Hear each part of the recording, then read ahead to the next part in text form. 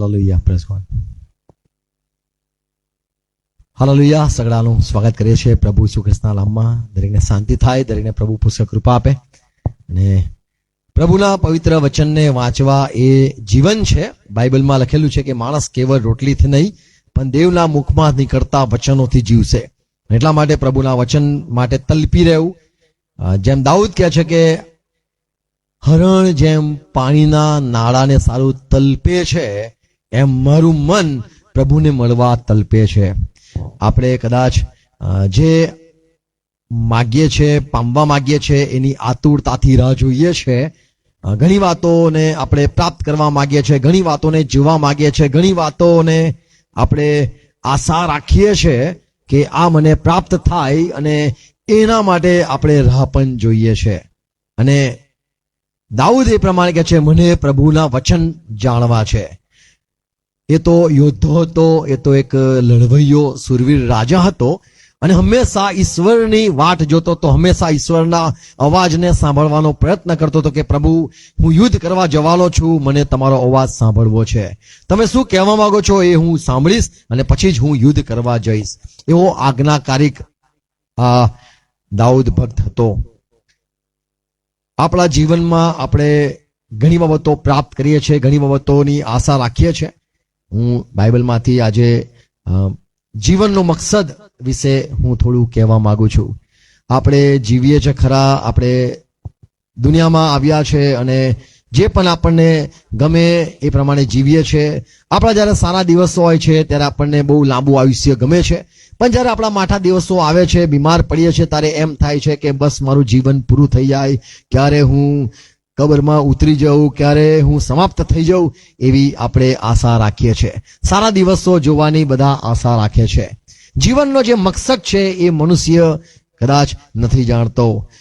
સવારના ઉઠ્યા પછી નાના બાળકો હોય તો કદાચ સ્કૂલે જાય અને એમને લાગે કે સ્કૂલ તો કંઈ જીવન છે, આના માટે અમે સર્જાયા છે, અમને તમે બહાર લાવ્યા, અમને પેદા કર્યા, આજ ભણવાનું બસ શું આ અમારી જિંદગી છે. પછી જરા બાળકો મોટા થાય, રમત ગમત કરે એટલે લાગે કે જીવન રમવાની કેટલી મજા છે. અને પછી વખત આવતા દુનિયાને જોઈએ વધતી અને લગન લાગે કે લગન ખરેખર મજા છે, મને એ લાડવો ખાવો છે. અને લોકો લગન કરે અને એમ લાગે કે આ જ જીવન છે, આ કેટલું સારું જીવન છે. અને પછી બાળકો થયા પછી, જવાબદારી આવ્યા પછી પાછું આપણા જે વિચાર છે બદલાઈ જાય કે મારું જીવનનો મકસદ તો એક જ છે, મારું બાળક મોટું થઈ જાય એને મારે પરણાવવું છે, એના દીકરા દીકરીઓને જોવા છે.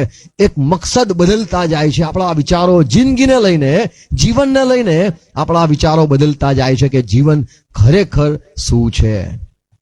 બાઇબલમાં જે જોઈએ છે જીવનને મકસદ એ બહુ જ અલગ છે. જીવીએ છીએ, શ્વાસ લઈએ છીએ, જે હલતું ચાલતું હોય, જેને અનુભવ થતા હોય એને જીવન કહેવામાં આવે છે. અને જે નિર્જીવ આપણને ખબર છે જેને અસર નથી થતી એને નિર્જીવ કહેવામાં આવે છે. પ્લાસ્ટિક નિર્જીવ છે અને મનુષ્ય જીવતો છે. ઝાડપાન જીવતા કહેવાય અને ઈંટને નિર્જીવ વસ્તુ કહેવાય, એવી વ્યાખ્યાઓ આપણને કદાચ ખબર છે. પણ ઈશ્વરમાં જે જીવન છે, ઈશ્વરને ઓળખવું. હમણાં બેસેલા જમતા વાત કરી કે અમારા કુટુંબમાં પહેલા હતા, અમને પ્રભુને જીવન સોંપ્યું અને અન્ય જાતિમાંથી પહેલા જ કે ક્રિશ્ચન બનેલા કે અમારા કુટુંબમાં, એ પ્રમાણે સાંભળ્યું. જીવન પ્રભુને પહેલું સોંપનાર બહુ ધન્ય વાત છે. Praise God. ઈસુ ખ્રિસ્ત મળી જવો, પ્રભુને પ્રાપ્ત કરવું અને જીવનને સમજી જવું. અને ઈસુ ખ્રિસ્તને મળ્યા પછીનું જે જીવન છે ખરેખર પ્રેમવાળું જીવન, શાંતિવાળું જીવન. અને બધા લોકો સાક્ષી આપતા હોય છે કે બહુ સારા, બહુ સરસ હતા, બહુ જ આનંદિત, બહુ ખુશ મિજાજ અને બહુ જ સારી વાતો, સાક્ષીઓ આવતી હોય છે કે ભાઈ પ્રભુ મળ્યા, જીવન મળ્યા. બાઇબલ લખે છે જેને હું મળું છું તેને જીવન મળે છે. માણસોને જે જીવે છે મકસદ લઈને, એમને એમ લાગે છે કે મને કશું પ્રાપ્ત કરવું એ જીવન છે. કઈ પણ વસ્તુને પ્રાપ્ત કરવું, કદાચ ગાડી પ્રાપ્ત કરવી, મારું બસ આ છેલ્લું અરમાન કહીએ, ફરમાન કહીએ, મારું આ જ એક છે, બાળક જોઈ લઉં, હું એક ઘર જોઈ લઉં, મારું જીવનમાં મને ઘર મળી જાય, એક સારું બંગલો મળી જાય, એવા જે સપનો હોય છે, એચીવ કરવું છે, એને માણસો જીવન સમજે છે, ગોલ બનાવી દે છે. અને મને આ જોઈએ છે, જરૂરિયાત હોય છે, એને માણસ મકસદ કહે છે. ઘણા લોકો બસ આનંદ સામા મળે એને જિંદગી કહેતા હોય છે, અથવા તો મારો મકસદ છે મને કોઈ પણ રીતે આનંદ મળે, હું આ લઉં આનંદ મળે, મને આ જાય તો મને આનંદ મળે, મને બસ આનંદ ને મકસદ સમજે છે, અને આનંદ પ્રાપ્ત કરવું એને જીવનનો ઉદ્દેશ સમજે છે. ઘણા લોકો જે જવાબદારી આવે છે એને મકસદ સમજે છે કે આ મારી બસ જવાબદારી છે અને આ મારું જીવનનો મકસદ છે, મારે એને ઉછેરવાનો છે, મને આને આ કરવાનું છે, આ તે કરવાનું એને માણસો જીવન સમજે છે અથવા મકસદ સમજે છે. આપણે ખ્રિસ્તી તરીકે આપણા જીવનનો મકસદ શું છે? મૂસા વિશે જો જોઈએ, મૂસા બી બહુ સાધારણ સામાન્ય માણસ હતો, અને એને પણ મનુષ્યની જેમ પરણવાની ઈચ્છા થઈ અને એ બી પરણ્યો, અને 7 બહેનોમાં એને એક સ્ત્રીને પસંદ કરવાની હતી. આપણી પાસે તો ઓપ્શન હોતા નથી, પણ આ મૂસા પાસે વિકલ્પ હતા. 7 છોકરીઓ એને દેખાડવામાં આવી અને મૂસાને કહેવામાં આવ્યું, એના સસરાએ કીધું, જો આ 7 છોકરી મારી છે, એમાં તને ગમે તું પરણી જા. અને મૂસાને જે સિપ્પોરા ગમી અને 7માંથી એક પત્ની એને કરી, અને એને બહુ જ મજા આવી કે જીવન મકસદ લાગે છે પરણી જવું ને બસ બાળકો પેદા કરવું. અને એક બાળક એનો પેદા થયો, એનું નામ એને ગેરસોમ પાડ્યું કે હું અહીંયા પ્રવાસી છું, હું અહીંનો નથી, હું તો મિસ્રી માણસ છું, અહીંયા આવી ગયો છું, ચલો ભાઈ અહીંયા એક બાળક થઈ ગયું, કઈ વાંધો નહીં. અને મૂસા એના સસરાના ઘેટાને ચરાવતો હતો, અને આગળ જતા પ્રભુ એને દર્શન આપીને એને મકસદ આપ્યો કે તને મેં એટલા માટે પસંદ કર્યો છે, બોલાવ્યો છે, તને એક કામ આપું છું, મારા લોકોને તું છોડાવજે. અને મૂસાને મકસદ મળ્યો, એને એની પાઇફને છોડી દીધું, બાળકને છોડી દીધું, એનું બધું સંસાર છોડીને એને મકસદ મળ્યો કે હું પ્રભુના લોકોને બચાવવા જતો રહું. અને એ બિઝી થઈ ગયો. એનો મકસદ જીવનમાં ઈશ્વરના બોલાહટ પછી, ઈશ્વર બોલાવે છે ત્યારે મકસદ મળે છે. તમને કોઈ બોલાવે ત્યારે જ તમને મકસદ મળે છે. તમને કદાચ નોકરી પર બોલાવવામાં આવ્યો હોય તો તમે બહાર બેસી રહેશો. જ્યાં સુધી તમને અંદર બોલાવવામાં નહીં આવે ત્યાં સુધી તમને મકસદ નહીં ખબર પડે કે તમે શા માટે બોલાવવામાં આવેલા છે, કયું કામ તમને આપવામાં આવે છે. ક્રિશ્ચિયન થયા પછી આપણને પ્રભુએ બોલાવ્યા, ચર્ચમાં બોલાવ્યા, ખ્રિસ્તી બન્યા, પ્રભુના વચનને સાંભળીએ છીએ, પણ જીવનનો મકસદ આપણને મળતો નથી કે શા માટે પ્રભુએ મને બોલાવ્યો છે. ગીત શાસ્ત્ર 105, 26, 27 જો કલમ મળે તો વાંચી શકીએ છીએ. ત્યાં મૂસા પ્રભુનો સેવક અને હારૂન એમને પ્રભુએ પસંદ કરેલા હતા. ગુજરાતીમાં જો તમારા પાસે માઇક હોય તો વાંચી શકો છો. 26, 27. તેણે પોતાના સેવક મૂસાને હા તથા પોતાના પસંદ કરેલા હારૂનને મોકલ્યા. હા તેઓએ તે લોકોમાં તેના ચિહ્નો દેખાડ્યા, વળી હામના દેશમાં ચમત્કારો પ્રગટ કર્યા. તો આ મૂસા અને હારૂનને બોલાવવામાં આવ્યા અને એમને જીવનનો મકસદ મળ્યો, અને તેઓ પ્રભુના સંતો એ ચમત્કારો કરવા લાગ્યા, અને પ્રભુના લોકો વિશ્વાસ કર્યા અને મિસરમાંથી લોકોને બહાર લાવ્યા. Praise God. આપણા બી જીવનનો મકસદ જાણવો જરૂર છે. જીવન એમ જ સમાપ્ત થઈ જાય છે, પણ આપણે બીજાના આશીર્વાદના કદાચ કારણ પણ બનીએ છીએ. આપણે ઝાડ સમાન બની જઈએ છીએ, કોઈને પડછાયો છાંયડો આપીએ છીએ. કદાચ કોઈ આપણા આશરે વારસો પામે છે, કોઈ આપણા ઘરે માળા બાંધે છે. આપણે કોઈને આશીર્વાદના કારણ બની શકીએ છીએ. આ મૂસાને જે બોલાવવામાં આવ્યો એને જીવન શું કામ હતું એનું મકસદ સમજણ પડી. ગીત નિર્ગમન તેનો 3 અધ્યાય 3, 4 કલમ જો જોઈએ તો મૂસા જ્યારે એ જુએ છે, તમે તમારા પાસે માઇક હશે, તમે એમાં વાંચી શકો છો. અને મૂસાએ કહ્યું કે હા, હવે હું પાસે જઈને હું આ ઝાડ બળે છે, હું પાસે જઈને આ ચમત્કારિક બનાવ આ જોઈશ ચમત્કારક બનાવ જોઈશ. કે ઝાડવું કેમ ભસ્મ આ થતું નથી. ઝાડ શા માટે ભસ્મ નથી થતું? અને યહોવાએ જોયું અને પ્રભુએ જોયું કે તે જોવા માટે એક બાજુએ ફર્યો, આ પાછો આવી રહ્યો છે. ત્યારે ઝાડવામાંથી દેવે તેને હાક મારીને કહ્યું કે મૂસા, મૂસા. અને તેણે કહ્યું કે હું આ રહ્યો. એને ઝાડમાંથી અવાજ આવ્યો, મૂસા, મૂસા, અને આશ્ચર્ય થયું અને કે છે, હું આરો, કોણ મને બોલાવે છે? અને કહેવામાં આવ્યું, તારા પગમાંથી ચપ્પલ કાઢ, કેમ કે તું જે જગ્યાએ ઉભો છે તે પવિત્ર ભૂમિ છે. પ્રભુ આકાશમાંથી પૃથ્વી ઉપર આ મૂસાને મળવા માટે આવેલા હતા અને એને કામ સોંપ્યું. અને આગળ જોઈએ છે કે એને દર્શન આપીને કહેવામાં આવ્યું કે હું જે છું તે છું, મારું નામ યહોવા. હું તને એટલા માટે ઉતર્યો છું કે તને મારા લોકોને સંદેશો પહોંચાડ કે તેઓને બહાર લાવવાના છે. અને ફારૂન આગળ મૂસા જાય છે ને લોકોને છોડાવી પણ લાવે છે. Praise God. અને મૂસાનો મકસદ પૂરો થાય છે જ્યારે એ જાય છે તભાળ ઉપર મોર્યા અને ત્યાં એ પોતાનું જીવન એનું સમાપ્ત થાય છે. આપણા પણ જીવનો આયુષ્ય જે મળે છે પણ આપણને પ્રભુએ બોલાવ્યા છે, પણ કયા હેતુસર બોલાવ્યા છે આપણે હજુ પણ નક્કી નથી જાણતા. પણ આપણને કશી વસ્તુ પ્રાપ્ત કરવી એ આપણો મકસદ બને છે. સારું ભણી લેવું અથવા સારું પોસ્ટ પર જતા રહેવું અથવા તો વધારે દુનિયા કરતા વધારે કમાવવું અથવા તો બહુ બધા બાળકોને જોવા અથવા તો સૌથી સારા વ્યક્તિ સાથે પરણી જવું આપણા ઘણા સપના હોઈ શકે. પણ પ્રભુ મળે છે ત્યારે આપણે જીવનના ખરેખર શા માટે પ્રભુ આપણે પૃથ્વી પર જે અવતાર આપ્યો છે, જન્મ આપ્યો છે એ સમજાય છે. નિર્ગમન 12મો અધ્યાય 31મી કલમમાં ફારૂન જે રાજા હતો, ફારૂન તો એ મોટા ઘરનો, જે ભાઈ મોટા ઘરના હોય એને ફારૂન કહેવાતું હતું. ફારૂને મૂસાને બોલાવ્યો અને તેણે મૂસાને તથા હારૂનને હા રાત્રે તેડાવીને કહ્યું કે બોલાવ્યા રાતે અને કીધું તમે તથા ઇઝરાયેલ પુત્રો બંને ઉઠો ને મારા લોક મધ્યથી નીકળી જાઓ. તમે અહીંથી જાઓ, બહુ ત્રાસ થઈ ગયો તમારો. અને જઈને તમારા કહ્યા પ્રમાણે યહોવાની સેવા કરો. જાઓ, યહોવાની સેવા કરો. અને તમારા કહ્યા પ્રમાણે તમારા ઘેટા બકરા તથા ઢોર ઢાંક લેતા જાઓ. તમે કીધું છે ને અમે આ બધું લઈ જઈશું, લઈ જાઓ. અને મને પણ આશીર્વાદ દો. અને જતા જતા મને પણ મારું ભલું વિચારતા જાઓ. તો આ મૂસાના જીવનનો મકસદ એ પૂરો પણ થાય છે પ્રભુના પાસે આવવાથી. લેવી જે કુળ હતું એમને પણ શા માટે પસંદ કરેલા એ આપણને ખબર છે. તેમને મંદિરની સેવા કરવા માટે ખાસ પસંદ કરવામાં આવેલા.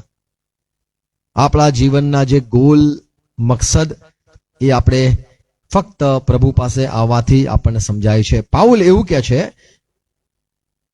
તિમોથીના પત્રમાં, તિમોથી તેનો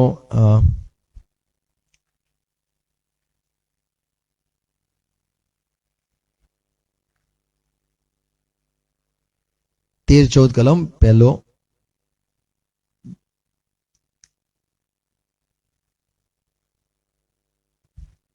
તિમોથી પહેલો અધ્યાય 12મી કલમ. મને સામર્થ્ય આપનાર આપણા પ્રભુ ઈસુ ખ્રિસ્તનો હું આભાર માનું છું. હું પ્રભુ ઈસુનો આભાર માનું છું. એના જીવનનો, પાઉલના જીવનનો શું મકસદ હતો? એને એમ લાગ્યું કે હું ખ્રિસ્તીઓને હેરાન કરું, મને આ એક અવતાર મળ્યો છે, મનુષ્ય અવતાર, તો હું આ ઈસુ કરનારા લોકો છે એમને હું બંધ કરી દઉં. એને એમ લાગતું હતું. અને પછી કહે છે આ પ્રભુ ઈસુનો હું આભાર માનું છું. શા માટે? કેમ કે તેણે મને વિશ્વાસુ ગણીને એને મને વિશ્વાસુ ગણ્યો અને પોતાની સેવામાં દાખલ કર્યો, સેવામાં બોલાવ્યો.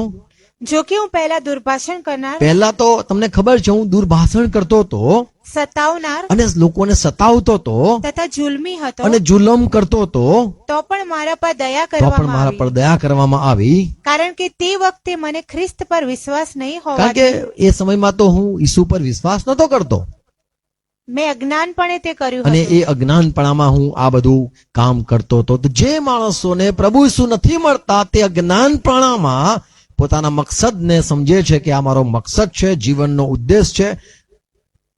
હું કોઈ વિરોધ નથી કરતો. ડોક્ટર બનવું, વકીલ બનવું, મોટા સારા પોસ્ટ પર જવું એ જીવન નો મકસદ લાગે છે જ્યાં સુધી આપણને પ્રભુ ઈસુ ખ્રિસ્ત નથી બોલાવતા. ઉત્પત્તિ બીજા અધ્યાયમાં 15, 16, 17 કલમમાં આદમને જ્યારે પેદા કરવામાં આવ્યો, બનાવવામાં આવ્યો એક માટીનું પૂતળું, તો એ માટીના પૂતળાને એમ લાગ્યું કે હું શા માટે અહીંયા ધરતી પર છું. પણ અહીંયા 15મી કલમમાં પ્રભુ એને કીધું અને એદન વાડી ખેડવા માટે તું છે, તથા તેનું રક્ષણ કરવાનું આ વાડીનું રક્ષણ કરવા માટે તું છે.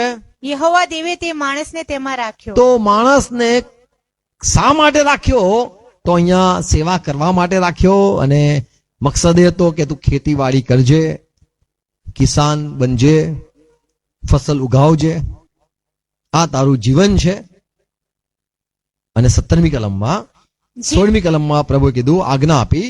અને યહોવા દેવે તે માણસને એવો હુકમ આપ્યો હા, કે વાડીના હરેક વૃક્ષ પરનું ફળ તું ખાયા કર, તું એને સાચવ અને બધું ખાયા કર. પણ ભલું ભૂંડું જાણવાનું વૃક્ષનું તારે ખાવું નહીં, હા, કેમ કે જે દિવસે તું ખાશે તે જ દિવસે તું મરશે જ મરશે. તો અહીંયા આદમને મકસદ મળ્યો જીવનનો કે મને અહીંયા વાડી સંભાળવાની છે, મારી વાડીમાંથી બધું જે ખાવાનું છે, પણ મને અમુક લિમિટ આપી છે, આ આજ્ઞા મારે પાળવાની છે. આપણા સાથે પ્રભુ વાત નથી કરતો ત્યાં સુધી, ખ્રિસ્તી નથી થતા ત્યાં સુધી જીવન વ્યર્થ હોય છે. તો દાદી ને દાદા માટે આભાર માનું છું કે જીવનનો મકસદ એમને સમજાયો અને એમને ખ્રિસ્તની પાસે ચાલવા લાગ્યા અને બાળકોને બધી જ પ્રકારની આશીર્વાદો આપણે એમના જીવનમાં જાણીએ છીએ. લુકની સુવાર્તા 4 અધ્યાય 17મી કલમમાં પ્રભુ ઈસુ ખ્રિસ્ત વિશે, પ્રભુ ઈસુ ખ્રિસ્ત જ્યાં સુધી 12 વર્ષના 30 વર્ષના હતા ત્યાં સુધી એમને જીવન શા માટે મને મોકલવામાં આવ્યો છે સમજાયું નહોતું. પણ જ્યારે પવિત્ર આત્મા પામે છે અને બાપ્તિસ્મા લઈને એમને જે અવાજ આવે છે ત્યાંથી લખેલું છે કે પ્રભુનો આત્મા મારા ઉપર છે અને મને શા માટે પસંદ કર્યો છે, શા માટે મને બોલાવ્યો છે, મારું કામ શું છે એ મને સમજાય છે. અને પ્રભુએ પુસ્તક લઈને વાંચીને સંભળાવ્યું લોકોને કે મને મોકલવામાં આવેલો છે કે હું જઈને સુવાર્તા આપું, ગરીબોને દીનોને હું સુવાર્તા પ્રગટ કરું, જે બંધનમાં છે એમને હું છોડાવવા લાગુ, અને જે આંધળા છે તેમને હું દ્રષ્ટિ આપું, અને જે લોકો દુખી છે અથવા ઘાયલ થયેલા છે તેમને હું દિલાસો આપું, અને યહોવાનું માન્ય વર્ષ હું પ્રગટ કરું. માટે મને પ્રભુએ પસંદ કર્યો છે. Praise God. આપણા જીવનમાં પણ અગત્યનું છે જે કંઈ આપણે રોજ જીવીએ છીએ, પણ આપણું જીવનનો મકસદ શું છે એ જાણવો જરૂરનો છે. જ્યાં સુધી પ્રભુ નથી મળતા ત્યાં સુધી મકસદ નથી મળતો. ફરીથી કહીશ, દુનિયામાં બધા જ આમ જ જીવે છે અને એમ જ ગુજરી પણ જાય છે, પણ ખ્રિસ્તમાં જીવન એ ધન્ય જીવન છે. બાઇબલમાં લખેલું છે સભા શિક્ષક 3:1 દરેક બાબત માટે સમય હોય છે. અત્યારે આપણા પાસે જે સમય છે સાંભળવાનો સમય છે, અને પૃથ્વી પર જે કંઈ કામ કરવામાં આવે છે એ હેતુથી કરવામાં આવે છે. દરેક કામોને પાછળ મકસદ હોય છે, હેતુ હોય છે. 3 પહેલી કલમ, પૃથ્વી ઉપર દરેક બાબતને માટે દરેક બાબત માટે ઋતુ અને દરેક પ્રયોજનને માટે વખત હોય છે. વખત હોય છે. જન્મવાનો વખત અને મરવાનો વખત. પણ આ જે વખત આપણને આપવામાં આવે છે, મકસદ શું હું એટલા માટે પૃથ્વી પર આવ્યો છું કે મારે મરી જવું? શા માટે હું વચનને સાંભળું છું? કે જેથી હું જાણું કે મને પ્રભુએ શું કામ જીવન આપેલું છે. સભા શિક્ષક 8મો અધ્યાય 3-6 કલમ, કેમ કે દરેક પ્રયોજનને માટે પ્રસંગ તથા ન્યાય હોય છે. હા, કેમ કે માણસને માટે મોટું દુઃખ છે. માણસને માથે આ તો મોટું દુઃખ છે. કેમ કે શું થવાનું છે તે જાણતો નથી. માણસને ખબર નથી શું થવાનું છે. ઈરાદા, સપનો, એચિવમેન્ટ ને સપનો ને કંઈ પણ કહો, દુનિયાની બધી વાતો જે આપણે જોવા ઈચ્છા રાખીએ છીએ એ પ્રાપ્ત કરીશું કે નહીં એ નથી ખબર, પણ પ્રભુ આપણી પાસે જે કામ લેવડાવવાનો છે એ કામ પૂરું થાય છે જ. મકસદ પૂરો ત્યારે થાય છે જ્યારે પ્રભુ આપણને મકસદ આપે છે. પણ આપણા જે મકસદો, આપણા જે વિચારો, આપણા જે જીવનના સપનો એ વિશે અહીંયા સુલેમાન કહે છે કે પાછળ શું થવાનું છે એ માણસ નથી જાણતો. યર્મિયા 15મો અધ્યાય 11મી કલમમાં લખેલું છે, યહોવાએ કહ્યું, હા, ખચિત હું તારા હિતને અર્થે હું તારા સારા માટે તને સામર્થ્ય આપીશ. સામર્થ આપીશ. ખચિત વિપત્તિની વેળાએ તથા સંકટની વેળાએ હું વેરીઓ પાસે તારી આગળ વિનંતી કરાવીશ. તો પ્રભુમાં ચાલવાથી આપણું બધું જ પ્રકારે ભલું થાય છે. જેમ લોકો રિક્ષા પાછળ લખતા હોય છે કે ભગવાન સગડાનું ભલું કરે, અને મારા ઈર્ષાળુઓને પણ એવું વાંચ્યું હશે, ઈર્ષાળુઓને પણ આશીર્વાદ, મને શ્રાપ આપનારાઓનું પણ ભલું થાય. અહીંયા પ્રભુ કહે છે હું જોઈ લઈશ. રોમન 8:28 લખેલું છે કે જે કોઈ દેવ પર પ્રેમ કરે છે તેઓને એકંદરે સગળું હિતકારક નીવડે છે. દરેક વસ્તુ ભલું ને ભલું થાય છે જ્યારે કોઈ પ્રભુને પસંદ કરે છે તો પ્રભુ પર પ્રેમ કરે છે. એફએસી 2:13 છેલ્લી કલમ વાંચીને સમાપ્ત કરીશ. અહીંયા પાઉલ એવું કહે છે કે આપણામાં જે સારા કામ થઈ રહ્યા છે એ કરાવનાર જે છે તો દેવ છે. વાંચો 2:13. પણ તમે જેઓ પહેલા દૂર હતા તે તમે માફ કરો, ફિલિપી 2:13. કેમ કે જે પોતાની પ્રસન્નતા પ્રમાણે તમારામાં ઈચ્છવાની તથા કરવાની પ્રેરણા કરે છે તે તો દેવ છે. તો તમારામાં જે ઈચ્છા મૂકી, તમારામાં જે પ્રેરણા મૂકી એ મૂકનાર જે છે તો દેવ છે. એટલે દેવ પોતાના ઈરાદા મનુષ્યમાં મૂકે છે, દેવ પોતાના સપનો મનુષ્યમાં મૂકે છે, દેવ પોતાના જે ભલાઈ અથવા તો જે એના ઈરાદા છે એ મનુષ્યમાં મૂકે છે, અને એ કરાવનાર તો દેવ છે. આપણામાં દેવના ઈરાદા, દેવની ઈચ્છા, દેવના વિચાર પૂરા થાય એના માટે આપણે દેવને જીવન સોંપવું જરૂર છે. જ્યાં સુધી પ્રભુને જીવન નથી સોંપતા ત્યાં સુધી પ્રભુ આપણો ઉપયોગ નથી કરતો, અથવા પ્રભુ જે આકાશમાં રહે છે તે એના વિચારો આપણા જીવન જ્યારે એને સોંપીએ છીએ ત્યારે જ એ આપણા જીવનમાં એના ઈરાદા પૂરા કરે છે. આપણા મકસદ પૃથ્વી ઉપર જે છે એ એક જ છે હેતુ કે આપણે પ્રભુની ઈચ્છા પૂરી કરીએ અને પ્રભુની ઈચ્છા આપણા જીવન મારફતે પૂરી થાય. આમેન. મનુષ્ય જે દુનિયામાં એમ માને છે માણસ કદાચ આત્મા મરી જાય, કોઈ કહે છે ભૂત બને છે, કોઈ કહે છે કે આત્માની ઈચ્છાઓ ભટકતી ફરે છે, અને એ ભટકતી ઈચ્છાઓ એ મનુષ્યમાં આવીને પછી પૂરી થાય છે. કદાચ કોઈ જે દુનિયાવાળા લોકો, તો આપણે તો વિશ્વાસી ખ્રિસ્તી લોકો છે, પણ દુનિયાના લોકો એ પ્રમાણે માને છે, વિચારે છે કે આ એમનામાં આ આવી ગયું અને આ મટન માંગતા હતા, જો એમને મટન ગમી ગયું, મટન માગે છે, મટન આપી દો એમને, બોટીઓ માગે છે, આ એ જ હશે ફલાણા, અને એમ એ ઈચ્છા જો પૂરી કરવાના અહીંયા આવી ગયા છે તો એ બધા ભટકતા આત્મા બાઇબલ એમ કે છે. પણ ઈશ્વરની પણ ઈચ્છા હોય છે, પણ ઈશ્વર એ શુદ્ધ લોકોને, એના લોકોને પસંદ કરે છે અને એમના મારફતે એની ઈચ્છાને પૂરી કરે છે. Praise God. તો જગતમાં જે ભટકતા આત્માઓ છે એ પણ પોતાની ઈચ્છા, સપનો અધૂરા રહેલા પૂરા કરવા માટે મનુષ્યને વાપરે છે, અને માણસને એમ લાગે છે કે હું એટલા માટે પૃથ્વી પર છું કે મારું આ સપનું છે, મારી આ ઈચ્છા છે. તમારી ઈચ્છા રહેવા દો, ભટકતા આત્માઓને પણ ઈચ્છા જાગે છે, એ તમને વાપરશે. અને જો તમે પ્રભુના છો, પ્રભુમાં છો, તો પ્રભુ તમારો ઉપયોગ કરશે, અને એ કરાવનાર તો દેવ છે. આમેન. તો દેવ છે જે આપણામાં કરવાની ઈચ્છા મૂકે છે, વક્તા સામર્થ્ય પણ આપે છે એને પાર પાડવા માટે. આમેન. એટલા માટે પ્રાર્થના કરવી જોઈએ કે પ્રભુ તારી ઈચ્છા પૂરી થાવ. પ્રભુ ઈસુ ખ્રિસ્તે પણ એવું કીધું, બાપ બની શકે તો પ્યાલો દૂર કર, પણ મારી નહીં, તારી ઈચ્છા પ્રમાણે થાવ. આમેન. તો બધું પ્રભુની મરજીથી આપણા જીવનમાં થવું જોઈએ, અને એટલા માટે જ આપણને જીવન આપવામાં આવેલું છે. Praise God. God bless you. પ્રભુ દરેકને કૃપા આપે. પ્રાર્થના કરીએ. પિતા, અમે પ્રભુ ઈસુ ખ્રિસ્તના નામમાં નમીએ છીએ, તમારા વચનો માટે આભાર માનીએ છીએ. હા, અમારો જીવનનો મકસદ શું છે અમે વિચારીએ છીએ, પણ હકીકત એ છે તમારી ઈચ્છા અમારા જીવનમાં પૂરી થાય, તમારા સપનો અમારા મારફતે પૂરા થાય.